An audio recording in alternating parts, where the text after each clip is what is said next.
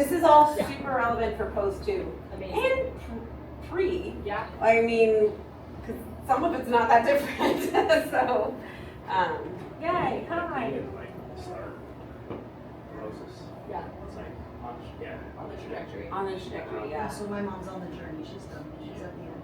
It's okay. No, you're never done for. That's why I'm going to show you. It's just not true. You're bringing the hope of that, like, every day matters, right? No Yeah. one's too far gone. No, no. My mentor, one of my self-appointed mentors, has a gym in Canada. It's mostly for people in their 80s and 90s. And they're like, they're all building bone and muscle like every day. Most of them have cancer, disabilities. They're like, it's the best gym ever. That's like my bucket list trip to like go to his gym in Canada and be like, can I make this? So, yay, what do you hello? How do you yay? Hello, hello. Thanks for coming. Yay. Yeah, mango. That's it. All the blueberry guy. Oh, yay. Please sit in the front. That's what Right, we're it's spicy. Thank you. I know, this is so good. Yay. I'm so glad. You guys get it? Especially because we're playing Oh Jeopardy. my gosh. Menopause Jeopardy.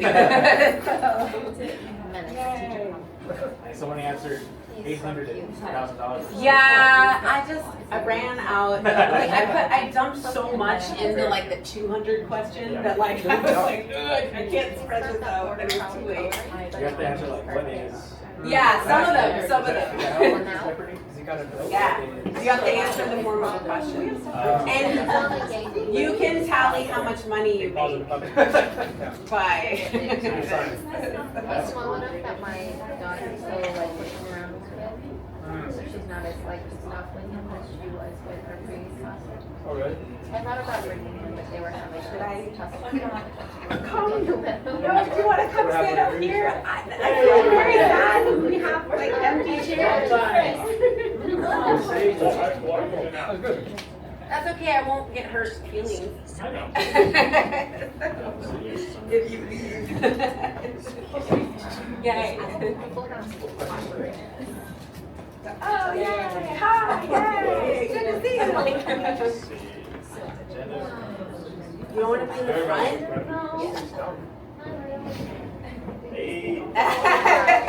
Gosh, so darn it. Yay, be in the front. All right, cool. Yay. All right. Okay. Nice start. Is that cool? Okay. Hey, hi, thanks you guys for coming. I'll just give a brief line about me and then we'll play Jeopardy. My name's Mary. I've known Chris for how many? Many years. Many years, yeah. Oh. Yeah. And so awesome that he like allowed me to come today and like talk with you guys. Let's see, I got my master. I didn't have a degree that was what I wanted, so I just got a lot of them. I went and got a master's in nutritional science and was a dietitian for a while. I still am, but then I got annoyed because I couldn't, everybody was not doing what I was telling them to do. So I went back to school and studied educational psychology, which studies more behavior change and how to get people to change behaviors. Then I did my postdoc in the School of Medicine at Stanford on health behavior change and exercise science. And I became a lifestyle medicine professional too. That was fun. And now I'm studying to become a menopause specialist practitioner.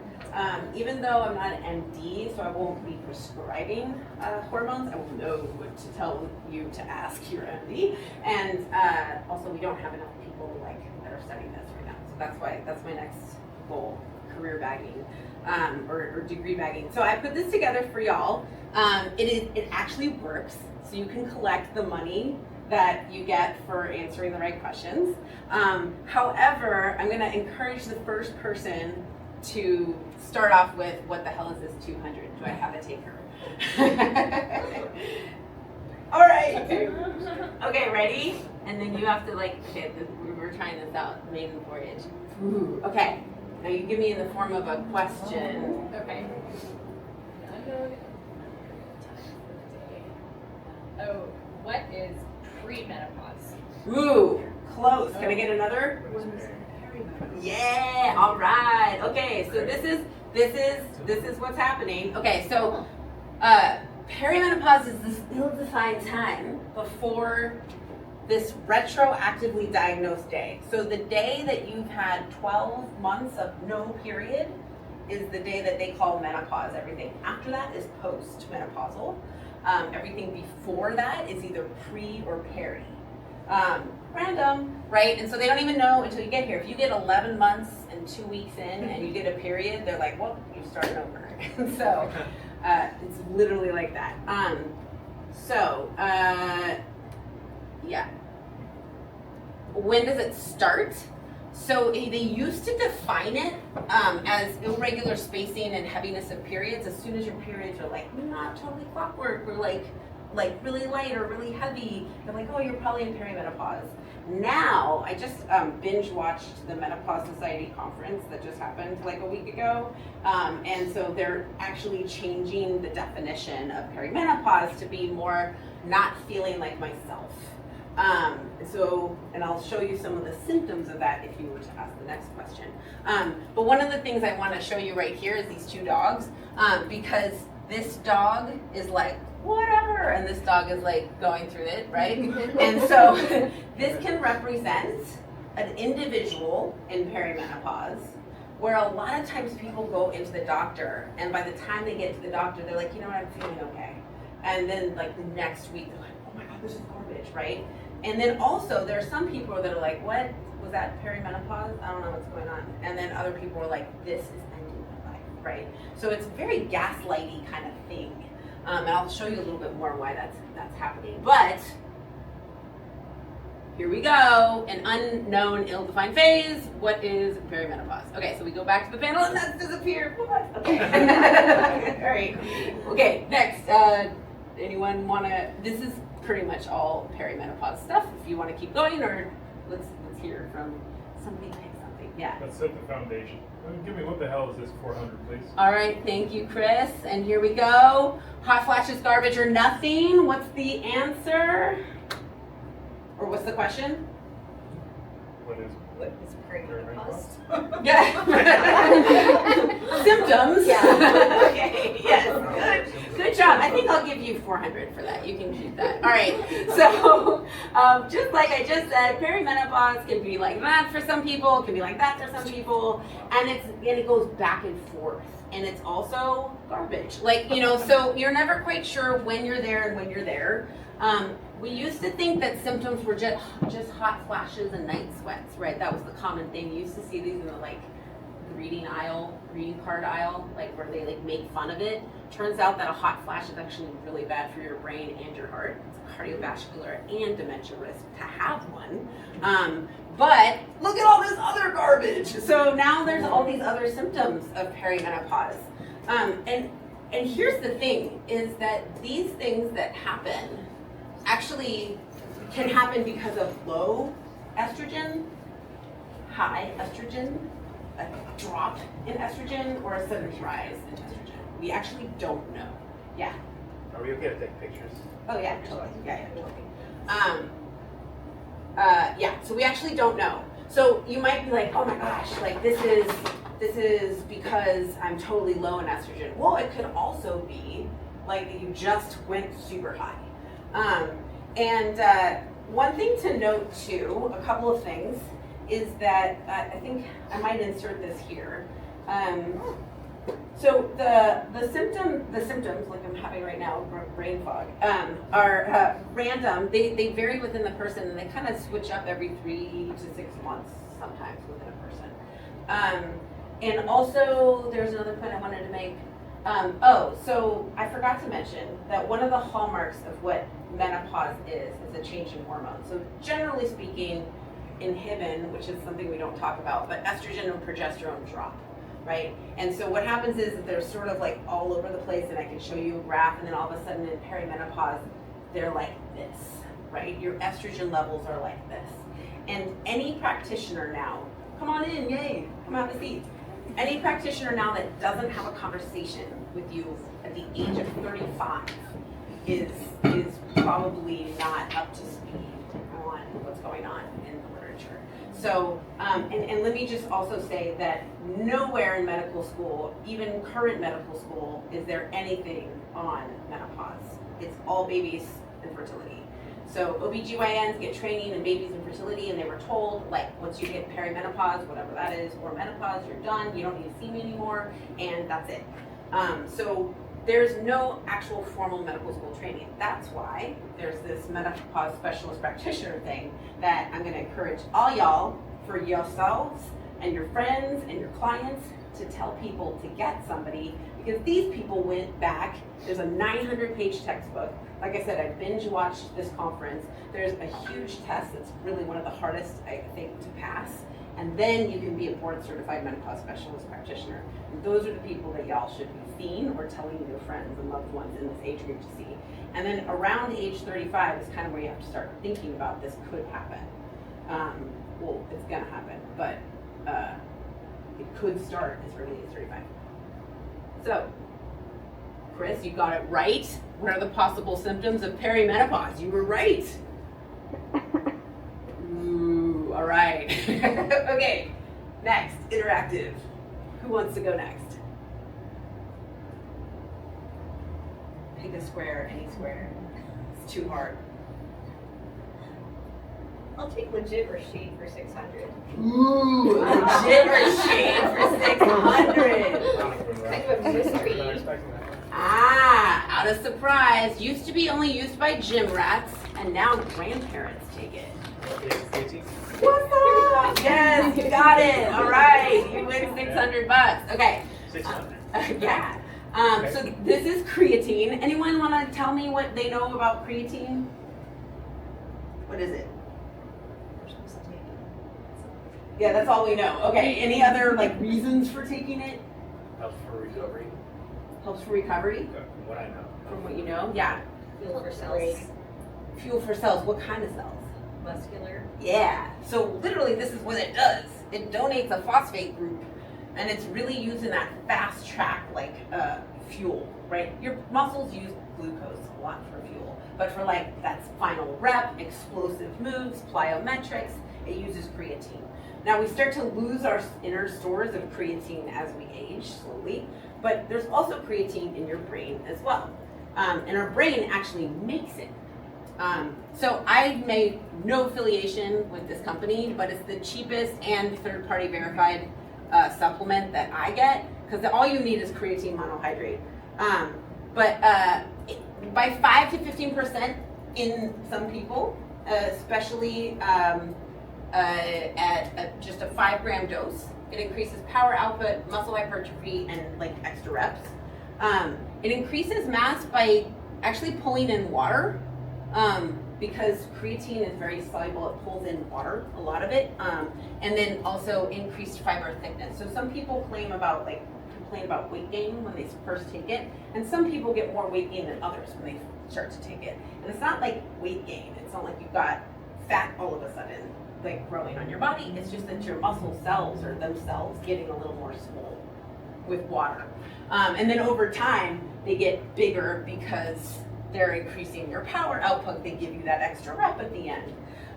So creatine's pretty cool. It may protect your brain, but we don't know yet. So today, like there was, someone dropped on social media this study about creatine in the brain, and it was a garbage study. I can't believe that anybody got excited about it. I am super excited about the idea that we can use creatine for the brain, but we don't have the literature out there on that yet. And what dropped today, and that you'll probably see over the next few weeks in influencers' posts, is not a good study.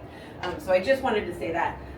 We do make it in our brain as a brain fuel. So it actually gives your brain energy, but we don't cross the blood-brain barrier. So there's like this big like moat around your brain, and you can't get in unless you're like special, right? And creatine doesn't have a way to get into your brain, really, unless you get a concussion.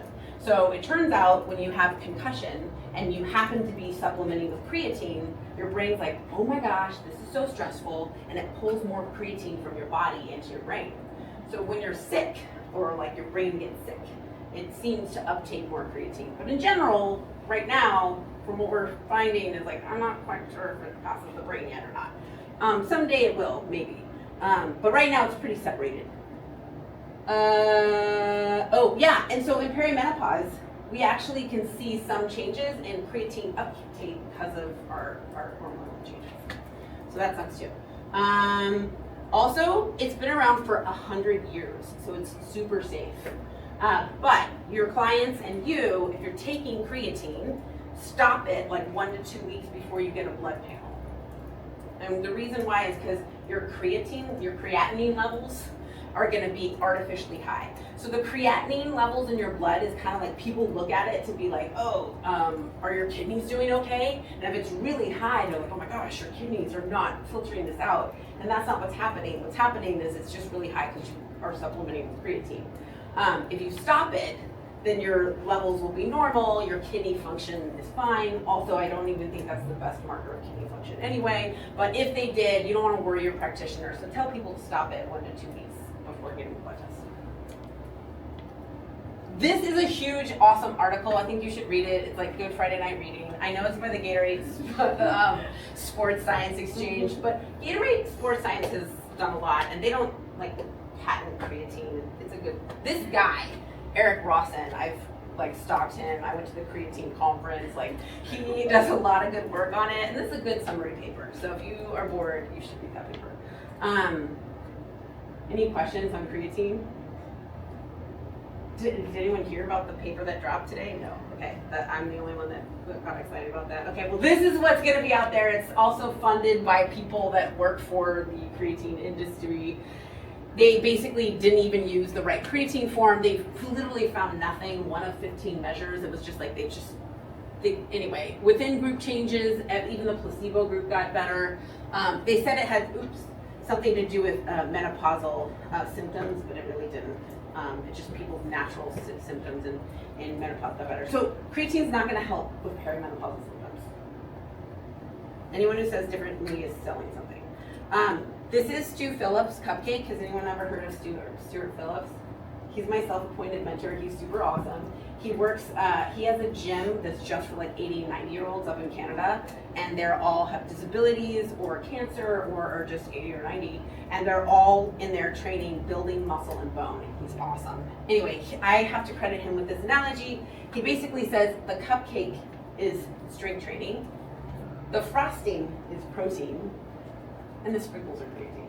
So that's just to give you an idea of like how effective are these things. You can't just have frosting. Come on in, we have a seat just for you. Oh, yay! I think I just took No, this totally. one. No. Come on in. We're super excited. You can't just sit there and lick frosting and grow muscles. So like that's not going to do anything unless you're also strength training. So if you're just like mainlining protein while you're watching TV, nothing happens. Creatine is not going to do much either unless you're actually strength training. So really, and you could do neither of these things and just strength train and be the bulk of what you want. So what y'all do already here and help other people do is basically the most impactful thing. So you don't have to also be like, and me plus creatine, right? But like people can take creatine and it's good. Okay. So legit.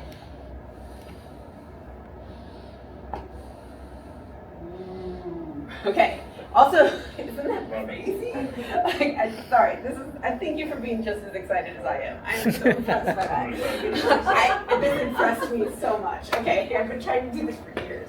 All right. Anyone? Also, I'm also open to just answer random questions too. If you don't want to do my Jeopardy board, yeah. So when you talk about like grandparents taking creatine, what if they don't lift enough?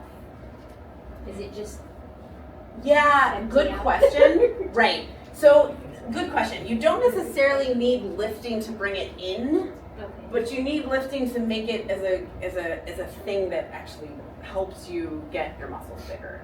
But I have my mom take it. Before my grandmother passed, we had big discussions with my cousins about her taking it because I'm still hopeful about the brain effects too. Even though I'm gonna like totally kick that study to the curb, I wanted it to be good, but it just was a garbage study. But I think someday we'll figure it out.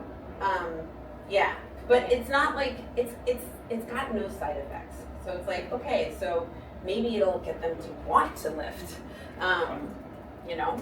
So, and sometimes people need like a soft start, right? They're like, oh, well, I'm taking creatine. Well, now I'm going to go do something with it, you know? Like, yeah. Is there a daily recommended amount that you recommend as maintenance? Because I hear things like 5 grams. It's a good question. Yeah. It should be on body weight, but we don't do it. We don't know. I think if women probably around 3 max out in their muscle stores and 5 grams per day for men. We don't do bolus anymore. Like there used to be a loading phase where people were like 20 grams for a month, and then and we don't do that anymore. However, that being said, because I am so excited about the potential for the brain and the lack of side effects, I forced me and my mom to take 10. So that's what, and if people have gastrointestinal side effects, which they do, and they can, some people do, they can get used to it, but spread it out, you know? Yeah. Is there like an optimal timing for the dosage, or is it just as long as you take it? Yeah, great question.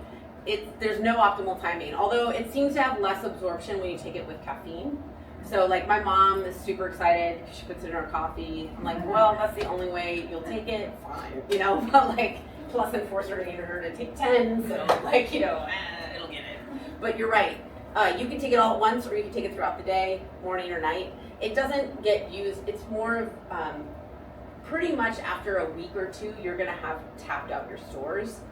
But you know, you use the stores too, so you want, then at that point, it just kind of gets sucked up and put in there. Yeah. Going back to the cupcake, Yeah. if someone is strength training, how much protein would you recommend they take in per day, and what is like the type of protein matter? Wow, it sounds like you want strength training for 200. Wait, no, I'm sorry. Nutrition for 200. I was just about to say That is 200. so, that's such a great, thank Yeah. you. So what is the most talked about macronutrient in the last 5 years? So, like, What is a cupcake? what is protein? Yes, yay, okay. Right. Awesome, okay, right on. Okay, so, by the way, if you don't know Hyperbole and a Half is a blog, you really should look it up and read them massively. What's it called? Hyperbole and a Half. She's the artist, Allie Broche, is hilarious. I use all of her pictures, and her blog is funny. So Hyperbole and a Half, yeah. So anyway, she's like, so much protein, right? And then you're gonna be here, right? So that's what like everybody, right? Nowadays, this is what people think, right? Just like mainline protein, and like you will just be jacked. And you're like, okay, maybe. Okay, so we do know that the RDA is way too low. It was based on bad studies, but it's not like people were bad. It's just like that was the best we did at the time. It's really hard to do like nitrogen balance studies. And basically it made sure that people didn't die. And so if you don't want to die, this is the dose. But if you want to do better, there's a lot of good evidence that around 1.2 grams per kilogram of body weight is met. Like this is like, if you're like just out there, I think that should be the minimum. I think that should be the minimum. As we get older, we need more protein. And I don't know, I forget where I show you that, but we'll go back to that. I like 1.6 grams per kilogram of body weight, and the research doesn't really show much of a benefit beyond that. And I'll show you a little bit why, but some people are like, no, 1 gram per pound, and that's fine. But I mean, you might be leaving something on the table. So I think when we get into the like mainline protein, we get into the space of what are you not eating, in its place. And all you're eating is protein bars, right? Then like, that's great for the protein, but what are you missing out on? And so as a dietitian, I get a little worried when people are like, well, why not just all protein all the time? And I'm like, maybe not. Question. Are there any thoughts or studies that have been done around, this is 1.2 to 1.6 per kilogram of body weight versus like 1.2 or 1.6 per kilogram of like lean mass? Like, is there? It's a great question. Yeah, there are some studies that do ideal body weight or try for lean mass. Yeah. And it is, they really had a hard time identifying lean mass because Unless you do what's called deuterized creatine, which is literally creatine that you make radioactive, and you take it, and then you do urine tests, and you're like, that's how much muscle you have. That's how you tell how much muscle you have. Or an MRI can tell you how much muscle you have. DEXA is like an estimate. So it's like, well, we're subtracting the bone, or no, we're not even subtracting the bone. We're subtracting the fat, and then we're just assuming the rest is like muscle, bones, organs. So I haven't seen a really good study on that.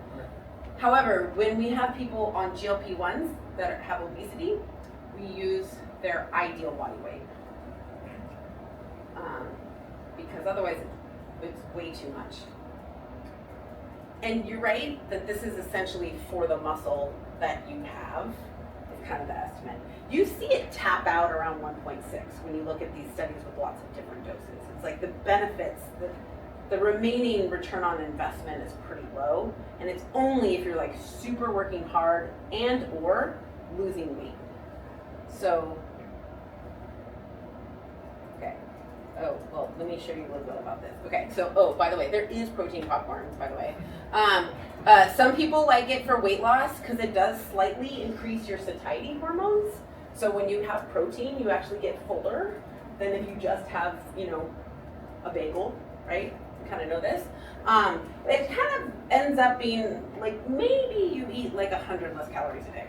So it's like not super huge. I wouldn't, you know, call it the harbinger of weight loss. But this also, I don't even know if this is real, but I found it. And so this is NutriBeer. And like a lot of people think that if you know, just take protein, you'll just get bigger. I wanted to show this research study. This was 26 women that were 70 years old, so it's not just perimenopause, it's postmenopause. They either had 1.3 or 1.5 grams of kilogram body weight for 6 months, and they just did that. And they had no difference in their lean body mass. So this is just to say, if you just hang out and eat protein, you know, not much is happening, right? But they're not losing it, so that's cool. So that's kind of like even when you're older. But here's the thing, a lot of people are trying to lose weight and strength train. And a big thing I see in perimenopause is women are like, oh my gosh, and we didn't get to this because it's on the Jeopardy board, but they're like, oh my gosh, I got this meno belly, right, that they call it. It's like, I put all this fat around my middle, I didn't do anything different. It's true, they didn't do anything different, and this just happens. The same amount of activity and the same amount of calories, the fat redistributes, and you're like, what is happening? And that's awful. But what do? They're like, I'm gonna go to spin class 80 times a week, and I'm gonna eat nothing. And then you're like, well, that's a terrible environment for your muscle, right? So I see this a lot, and that's why I wanted to also put this up here. Like, if you're losing weight and you're strength training, which is great, you can hold on to some of the muscle, but you also need more protein to really hold on to the muscle, because a lot of the protein you're eating is just being converted over to calories because your brain beats it. It's like, oh my gosh, you're not eating anything. I'm gonna use some of this protein you're eating for like just brain fuel. Because you can't make glucose from fat, and your brain only uses glucose. And creatine, it turns out. Anyway, this was 60 adults with obesity, average age 63, so again, older. They did 13 weeks of resistance training, and they just cut out like 600 calories a day. So let me show the difference here. So they both lost weight. This is the average amount of weight they lost, or the change in their body weight. This is the group that had more protein. This is the group that had just the RDA. And this is the variability. So they both lost the same amount of weight. But this is really hard. All you have to know is the people who had more protein actually kind of maintained their muscle mass. The positive is maintaining. And these people that didn't, that they just had the RDA and they are on this deficit, lost muscle mass. So a lot more of the weight that was lost in the group that didn't up the protein and they did the same exact intervention, they lost a lot more muscle. And we see this when people are on GLP-1s too. If you lose weight really rapidly, you can lose a lot of muscle too. Your body doesn't site-specific lose weight. That's why people also lose weight in their face and everywhere. It's just like, wow, weight loss. That's like, it's not like weight loss, right? It's gonna be all over weight loss. And the most important thing is fueling the brain. And what can you do for the brain, for fuel? But you can't take it from fat. but you know you can convert protein into glucose. So why not take it from your quad? You know, so that's kind of what happens. It's a better, faster fuel source if you don't get enough calories. So that's crazy, huh? Okay. Okay. I kind of want to go to like something I think you'll find more interesting. But do you want to see my like how to build more protein into a breakfast slide? Yes. Okay. Okay. Okay. This is how most people eat it. This is my RD stuff coming out. This is how most people eat it. It's like a little bit of protein, lots of protein, right? Like it's like usually like how people eat. I kind of want people to spread it out more evenly. This is why I tell my clients, and this is the biggest thing where people miss. So here's an example of my mom's breakfast. I always use my mom because, like, you know, she's like, I have protein, I have an egg, and I'm like, all right, Mom, let's check out your protein, right? So she had 2 grams in the bread, she had 6 grams in the egg, 8 grams. She was like, I'm stoked, right? Mom, no. Like, we gotta get you way up more because you're never gonna get to your 1.6 grams per kilogram of body weight a day. So I put on my GoPro glasses and I'm like, let's do something different. So first I swapped out her coffee for a latte, which she now puts creatine in. So that gives it 12 grams of protein. Then I was like, hey, did you know cottage cheese melts? It does. You can toast cottage cheese on, I used to make my nephews make pizza with cottage cheese. And they still love me. And then I also, you can add it to blueberries too. So like it's really fun. She's like, I'm having fruit. Put some in with the blueberries, it's super good. And then add an extra egg and you're cooking. So like just little changes, and my mom is like pretty stoked. Although she's like, oh, I already have 1 egg, I can't have 2. Okay, I can't win. But you know, you can try. So all right, so so much protein. The answer is likely more protein than you're currently eating. It's not going to totally change your life. You're probably going to be the exact same person. You're just not going to be terrible. Okay, so that's kind of where we are with protein. Okay, my sum up on protein, I think that's about it. Try to spread it out throughout the day. So if we get to the slide on anabolic resistance, then I'll tell you why you want to spread it throughout the day. I like to try to get people to have 25 at once, especially older. As we get older, it actually takes more to stimulate what's called mTOR, which is the thing that makes your muscles grow. Like when we, there's this one study, okay, I'll just tell you now. Okay, there's all these like kids, you know, eating protein, and then like older adults eating protein. And they're like, these guys ate like 20 grams, and these guys ate 30 grams, and these guys ate 40 grams. And then they measured their muscle mTOR pathway, which is something that builds muscle. And the little kids, like in their 20s, they just, whatever, they're like, I just built muscle, you know, I like looked at protein, it was like, okay. And then like older adults didn't get a stimulus until it was like 40 grams. And it was like, whoa. And I think there's a couple of things going on. We don't know exactly what, but some of it's absorption, some of it's just this like signaling, some of this is our mitochondria kind of stuff, you know. So different things are happening, but we need a little bit more. You've got to speak to your muscles louder as you get older, both in protein, but also in stimulus. When you're 18, you can do like 2 body weight lunges and get bigger, right? Your hormones are gonna make you huge. And that's the number one thing that's growing your stuff. But when you're like 50, you need more stimulus to get the same effects. Yeah. This is pretty profound. Just wanted to point that out. I don't think many people know that. I think people think the opposite. Is there can you send me a research on that later? Yes. On that? Yeah, I will. I'll send you that exact study. Disseminate that, Yeah, and then I hear you picking another part on the board, and we'll go there next. Yeah, I like that. I definitely will send you that study. Animal or plant is good as long as you get enough. So we used to think, oh my gosh, no, it has to be a cow. No, it doesn't.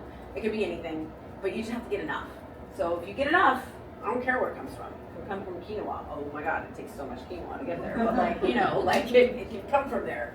And quinoa is good for other reasons too. It's not just, it's not your protein go-to, but yeah. What about from real food versus from like a protein bar or powder or something like that? Is there a difference or? Good question. For protein, no. It only gets in as amino acids. So if you think of it as Legos, you know Legos. My I know nephews Legos. love Legos. Okay. So like the only thing, you make this huge building of Legos, right? And then eventually it becomes all these little singles and doubles and like, what happened, right? And then you're stepping on them in the middle of the night. And then that's like your protein. That's how it gets into your body. It's just singles and doubles. So it doesn't know where it came from. It doesn't care if it came from a building. It doesn't care if it came from a car or a little dude that they made or just a package. Like it's just the same. So that's like collagen. Like what? Like it's not like it knows it came from collagen. It's going to repopulate its collagen when it gets back in. It's too big of a molecule. You got to break it down into these single, double peptides. And when it gets in, it's so equal. It's like I don't care where you came from. You're all the same to me, right? So. Doesn't matter. Now, as a dietitian, I would say I'd love you to get it from food because there's great other things in food, right? But from a purely protein standpoint, it doesn't matter where it comes from. That's why it's not animal or plant. It's just like, no, as long as you get enough of all the amino acids, you're good. Are the like protein bars having all the variety of amino acids? It depends. Like if it's like whey or dairy protein, it is, right? I think most of them try to get.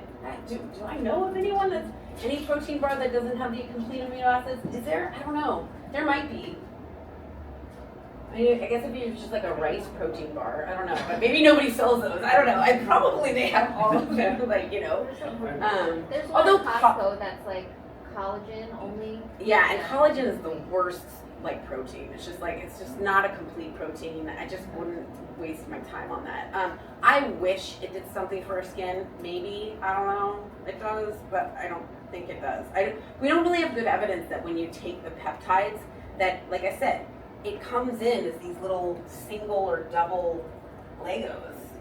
How does your body know? Oh, you know what? We should put this back as collagen and shove it into your eyeball, right? Like, I mean, I don't think it knows that. It's just like, whoa. Wait, you know what? We're making DNA over here. Let's do this. Like, so I think collagen is probably like a terrible protein bar. So, but if it makes you feel better about your skin, then that's cool. Parrot with strength training to preserve and build your muscle. Yeah. So, what is protein? Back to the panel. Okay, let me see. I think, Chris, your question. Well, this is just gonna.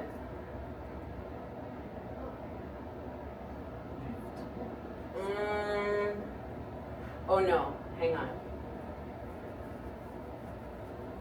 What is no? Oh yeah, okay, shoot. Okay, we'll just do it this way. Okay, yes. This is not what I thought it was, but yes, what is no is the answer. This is heavy versus light weights. Okay, so weightlifting, which is like 80% of 1 rep max with 7 reps. They did low intensity weightlifting with like half of that, but twice as many reps, or they just hang out, right? And so the difference is like not different. Like the control groups obviously like didn't, but like but it's not that different. This statistically doesn't mean there's a difference in like their strength, because they did effort. Same thing over here. There's no real difference. The one thing is that the higher intensity did make more type 1 fibers. But in general, there was not much of a difference. So there's lots of studies that show basically when you have heavy versus moderate training, there's not a big difference. What matters is effort. So it's like, can you get to the point where you only have like 1 or 2 reps in reserve? And that's kind of what drives the growth. Volume, it seems like we cap out around 2 to 3 sets. But there's some great work that shows you can do great muscle maintenance with only 1 set, like to exhaustion, like keeping your muscle mass if you're on a trip. I think there was not much between slow versus fast, as long as it's effort, and bands are fine. Okay, so that wasn't what I thought we were gonna do, but let me show you this next one, because this is where I wanted to get you, Chris. This was more to your question. Does strength training look different as you age? Ah, okay. So, what is the answer?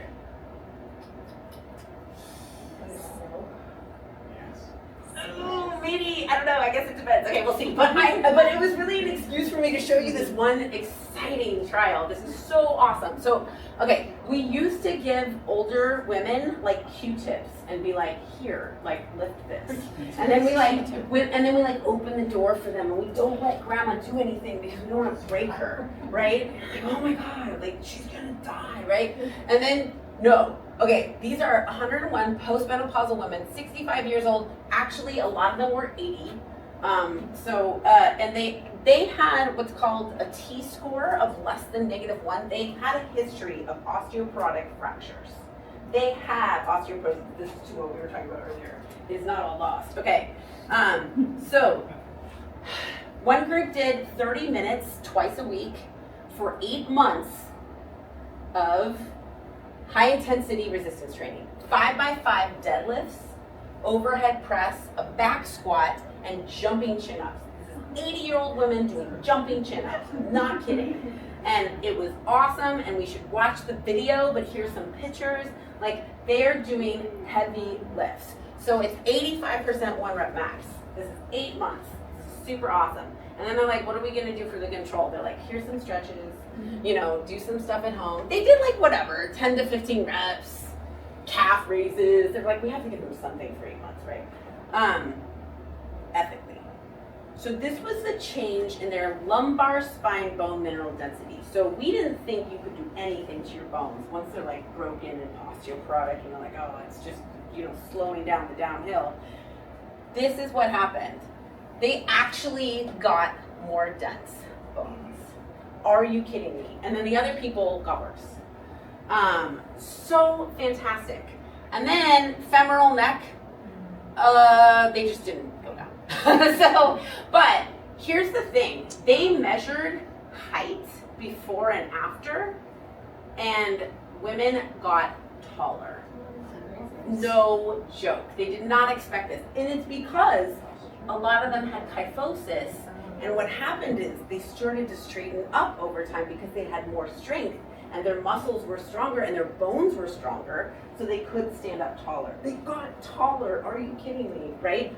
Can 40-year-old men get taller from doing this? Yes! Right. Just do some jumping chin-ups.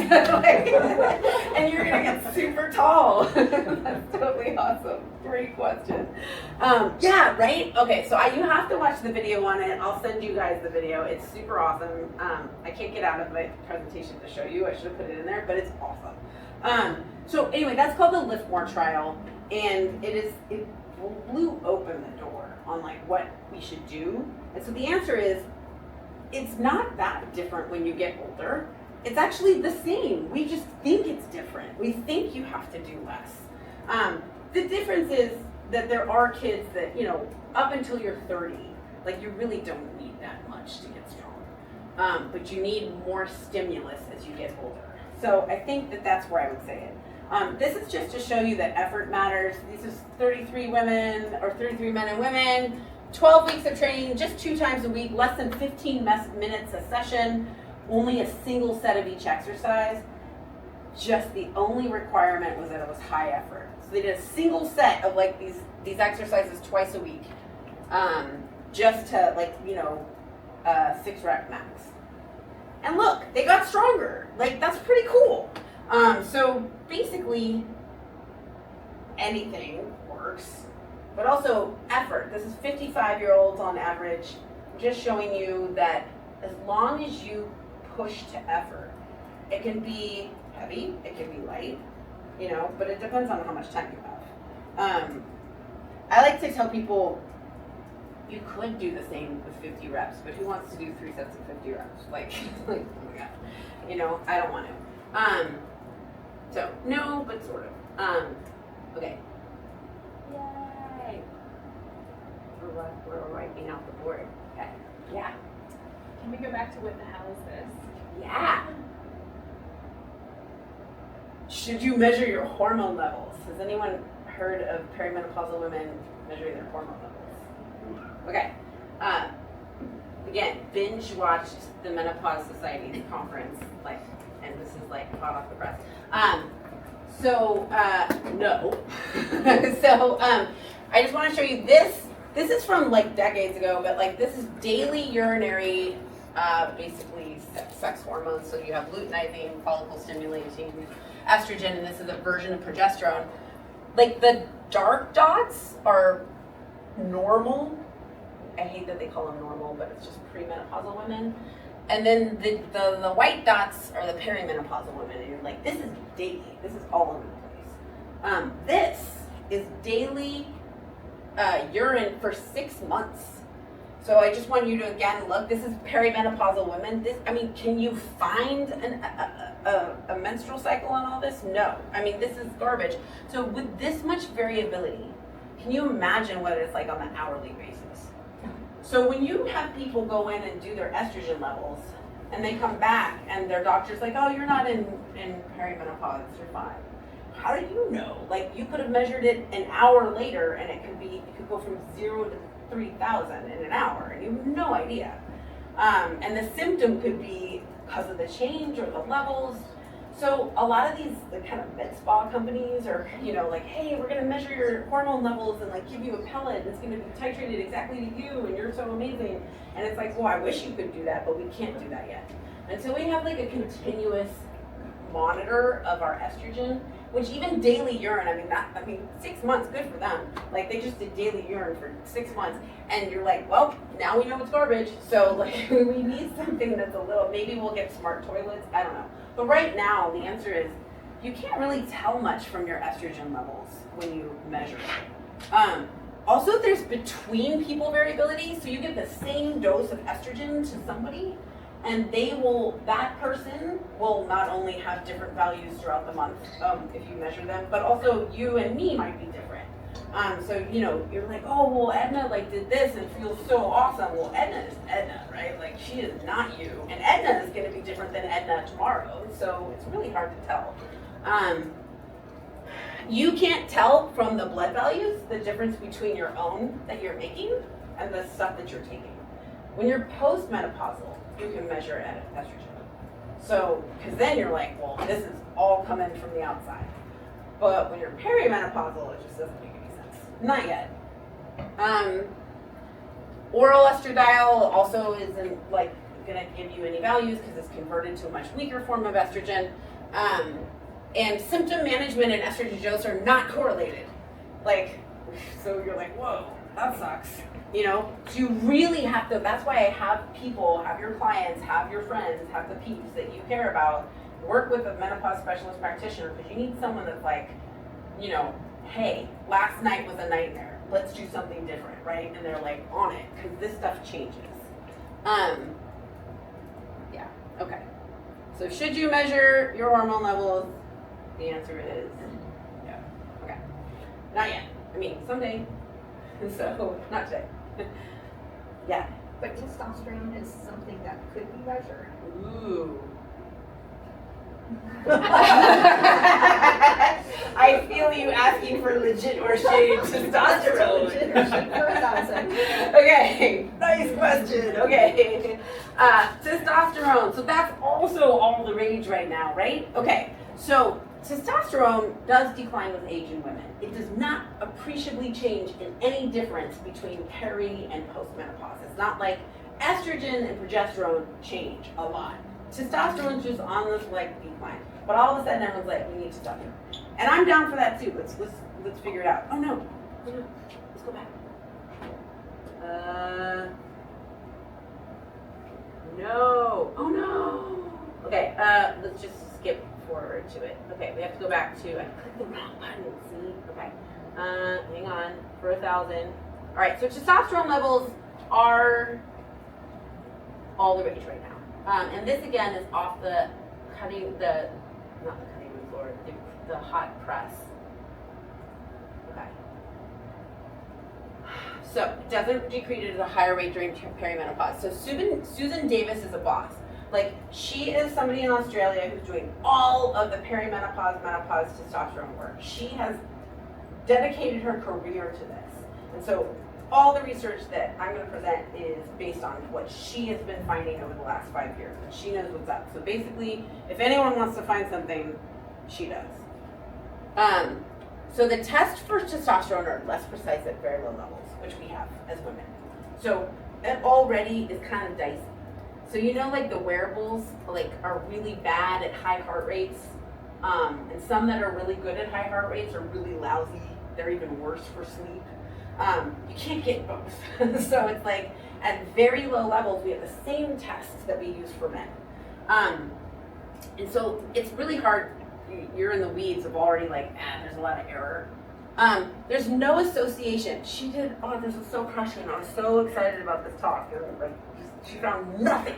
So there was no association in perimenopausal women between levels of testosterone, even given exogenous testosterone, and muscle mass, strength, performance, body composition in physiological doses, which means nothing above like what you should be doing for women. There's no great data for osteoporosis either, yet. Okay, I'm still holding out hope. There's no support for menopause, mood, depression, or cognitive function. And there's nothing for insulin or lipid levels. It's really a bummer.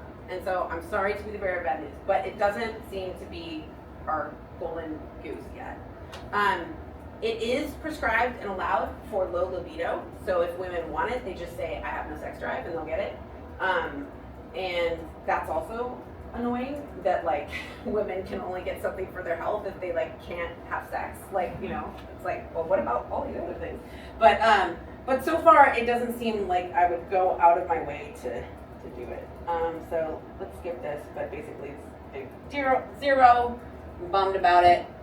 We did hear a case study of a woman who was an opera singer and she permanently changed her voice. Because if you don't measure the levels, it's really hard to get the levels right.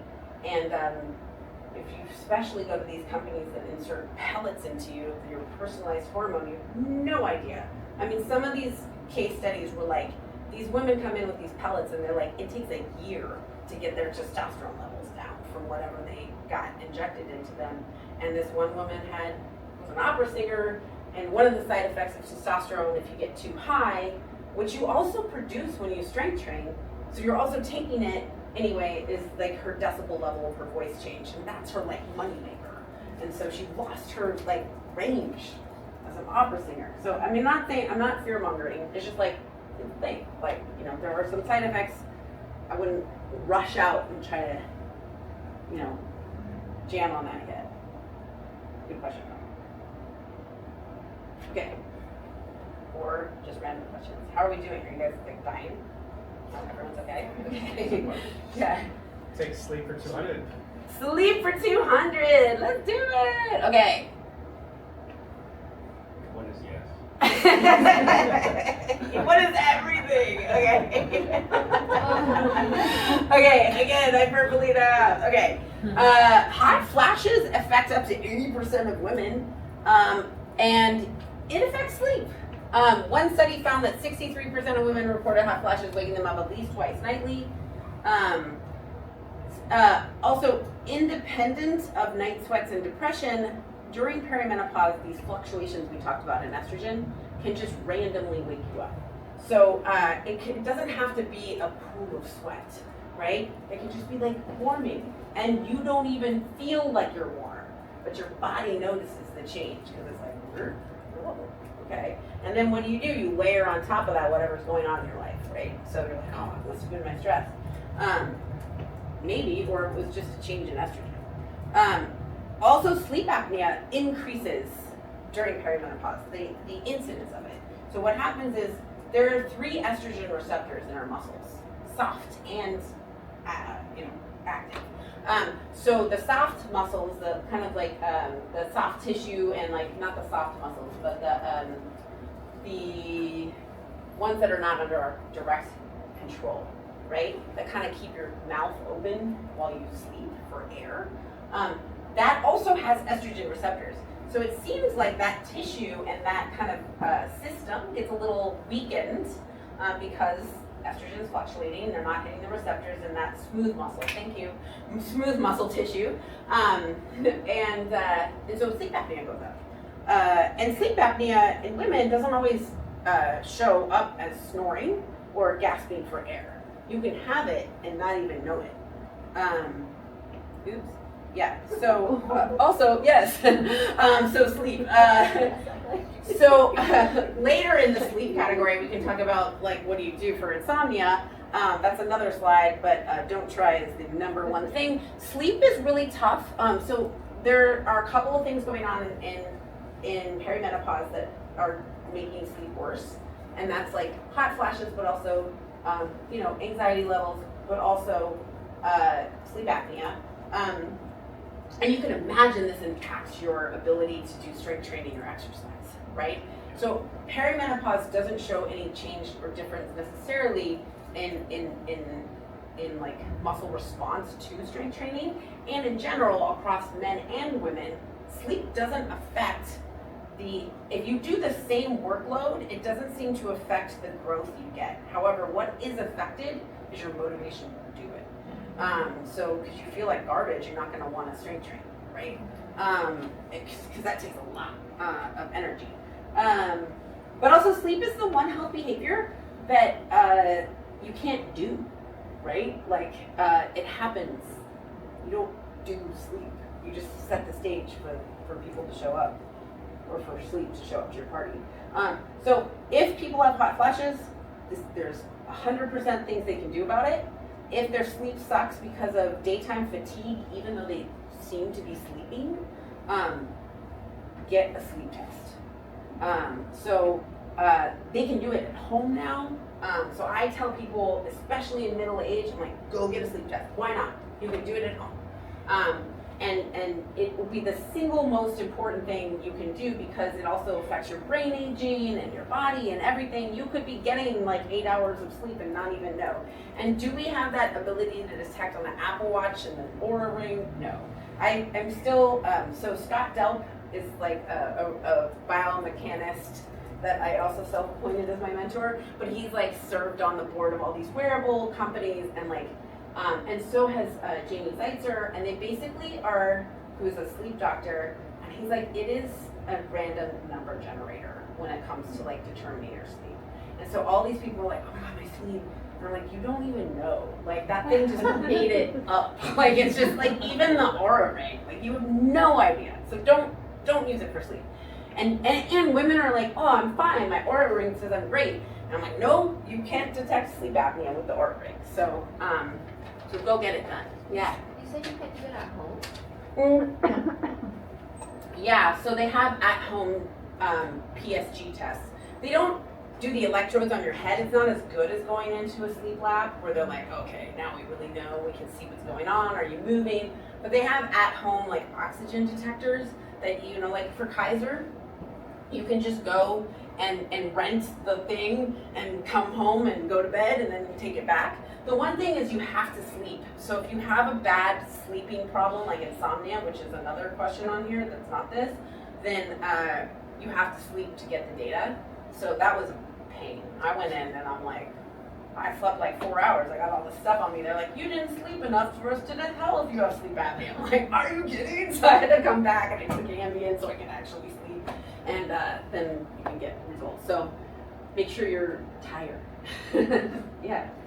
So if the Oura Ring or the wristband doesn't work, my husband is like, he loves toys. So he got this mattress, a Sleep 8 or something like that. Yeah. Sleep, and he gives him numbers and he has a competition. He's really excited by it. But is that better? I mean, what is the goal, right? Like, so some people are really active when they sleep.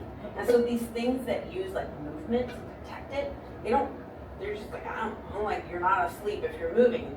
And so there are some people that are active sleepers that are asleep, but they're moving. And so I don't know that it's gold standard. And definitely no one, unless you're getting like PSG polysomnography, like electrodes on your brain, can tell you like what wave of sleep you're in. Also, what are we doing with that information anyway? It's like not I can be like, well, I'm gonna get more REM tonight. I don't know how to do that, right? Like it's just like that's not actionable. I mean, for people that like get excited about like random things that track themselves and they're doing well at it, then if that feels good to him, that's cool. I don't know that it's doing anything that is actionable. you know, Do you feel like that's more accurate though than say the aura ring, or you need the electrodes on your head? yeah, well, accurate in terms of the amount of sleep you're getting. REM or the deep? Oh, yeah, I just don't see, because it must be based on similar stuff, right? Which is movement.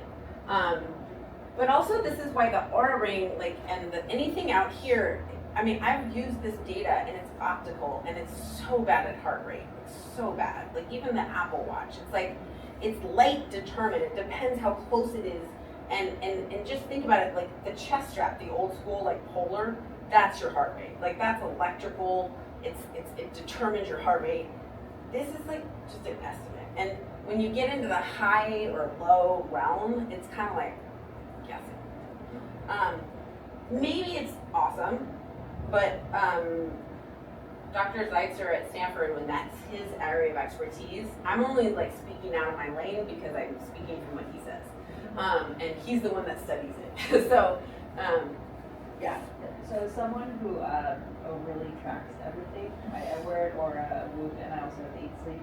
8 Sleep provides like information that like is different than all the other ones, and it seems in the direction of being less accurate. However, all of them are not incredibly accurate. So from user. Nice. All right. Yeah. And it also like is really bad for bad sleepers. So like it just tells like everybody that's a bad sleeper, you're gonna die, you know, and like it doesn't even really know. So I don't know. Okay, so get a sleep test. Okay. So get help. Okay. That was sleep for 200. Thank you for busting open that category. Nobody's done it. So, yeah. Strength training for 800. We're skipping ahead. What are we skipping? All right, let's look at it. Ooh. All right. What about menopause? Oh, I didn't do this right. Okay, what's the answer?